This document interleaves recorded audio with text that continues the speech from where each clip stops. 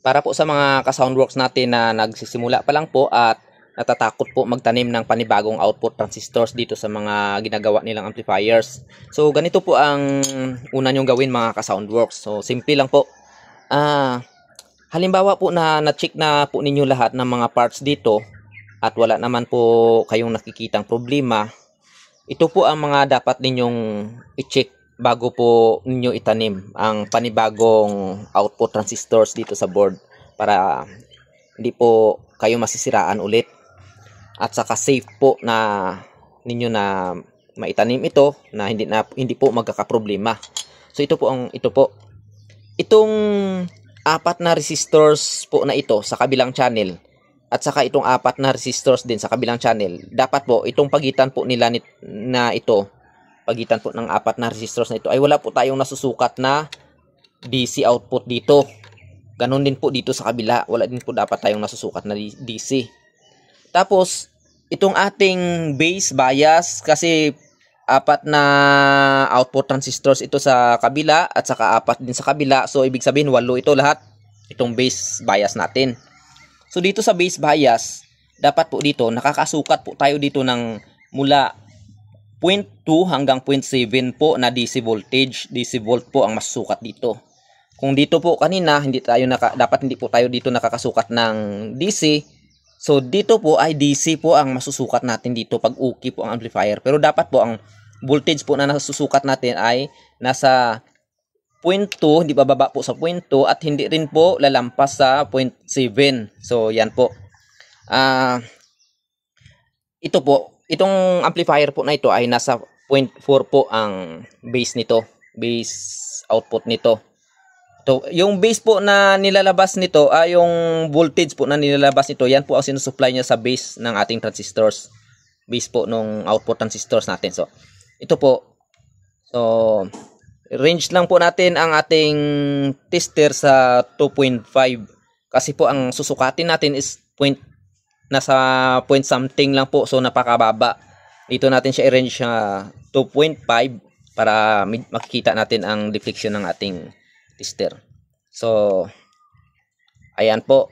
So ayan, nasa 0.4. Dapat po pantay po yan, 0.4 po lahat. So ayan, 0.4. Tapos dito sa kabila is 0.4. So ito po hindi po natin masusukat kasi doon po nakatanim sa kabila ang resistor. So, dito naman po tayo sa kabila. Dito po sa kabila, dahil PNP po ng transistors ang nakatanim dito, so ibig sabihin po, ang tumatakbo po na voltage dito ay negative. So, kailangan natin baliktarin itong ating test probe. So, ito, ang negative ng ating test probe ay nilagay ko po kanina sa negative ng surround kasi naka-common po ito. Naka-common ground naman po ito lahat. So, ngayon, baliktarin natin ito naman, itong positive, lagay natin dito sa negative. So, pause ko po sandali ang video kasi wala akong tagahawak ng cellphone. So, ayan po. So, dahil nasa negative po ang sumusupply ng mga output transistors dito, so ang DC output din po ang masusukat natin dito sa kanyang base, pero negative na po. Hindi gaya nung kanina is positive. Kasi dito, PNP transistors po ang nakatanim dito. 1943 po. 2SA 1943 po ang nakatanim dito. So, PNP po siya na transistor. Kaya negative po ang supply. At saka negative din po ang masusukat natin sa kanyang base. So, ayan po ang ating tester.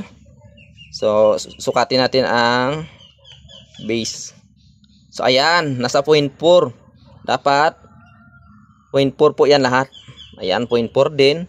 At saka ayan, 0.4 at saka ayan, 0.4. So ibig sabihin, pantay po lahat ng nilalabas ng ating base. May nilalabas na po ang ating base na isusupply po niya sa base ng ating output transistors. So ibig sabihin po, ready na po ito na kabitan ng output transistors. Pero bago po yan, para sigurado po natin na safe po ang ating output transistors na itatanim dyan na hindi po masisira ulit, kailangan po natin na i-audio check. So, itong driver kasi ng ating amplifiers mga ka-Soundworks, pag nilagyan kasi natin ito ng speakers, itong out niya, tutunog na po ito. Pero mahina lang po kasi wala pa po siyang output transistors. So, ngayon, subukan natin siya na i-audio check. Maglalabas po yan ng audio kahit na wala pa pong output transistors.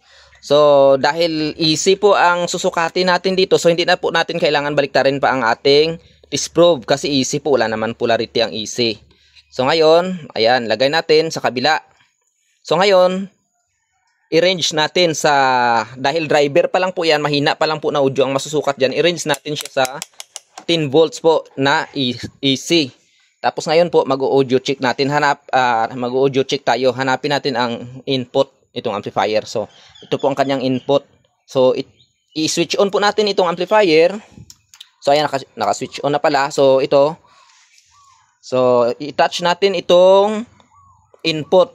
Ayan po ang ating test probe nakalagay po sa output. Ito po ang output ng ating amplifiers. Ito po ang papunta na po sa ating mga speakers. Ito po ang output na papunta sa kabilang, ito po ang sa kabilang channel. At saka ito po ang sa kabilang channel din. So, ayan. So, balik natin.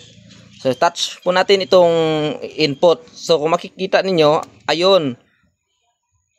Tumakbo po, nagka-deflection po ang ating tester. Ayun po. Tumatakbo po ang pointer. Kasi mayroon po siyang audio. So, sa kabila naman po, lipat natin. Ayan.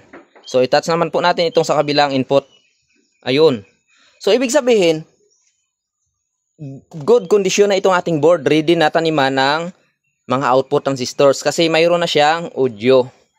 So before pala mga ka-Soundworks, itong relay pala na ito, isa na rin po ito na magpapatunay na wala pong problema itong ating board kasi once na i-on po natin itong amplifier at kahit wala pa pong output transistors, pag okay po itong mga drivers natin, itong mga pisa dito at hindi po lumalabas ng DC output itong ating circuit, hindi po siya nakakasense ng DC sa output, so mag-switch on po ito. Isa po yan na indication po na good na po itong amplifier. Pero yun po, minsan, sabi ko nga, mayroon minsan nasa sobrang luma ng amplifier, nagmamalfunction po ito. So para makasiguro po tayo na safe po ang pagtatanim natin ng panibagong pisa, so yun po ang steps na kailangan natin gawin. So, yun lang po. Maraming salamat.